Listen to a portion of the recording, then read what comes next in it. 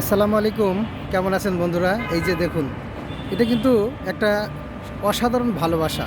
আর এই ভালোবাসা আপনারা যারা ছাদ বাগান করেন হয়তো প্রত্যেকেরই আছে।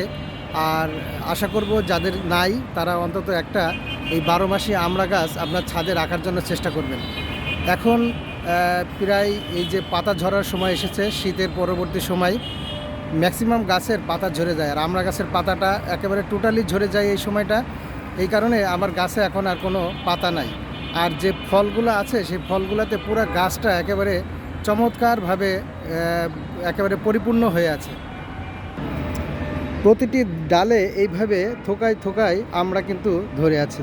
আপনারা আসলে দেখে একটু আশ্চর্য হবেন যে এতটুকু ছোট গাছে এতগুলো আমড়া খুবই চমৎকার দেখায়। আর আমড়াগুলা একটু ছোট আকৃতির হয়, কারণ এগুলা ছাদে থাকার কারণে বড় হতে পারে না।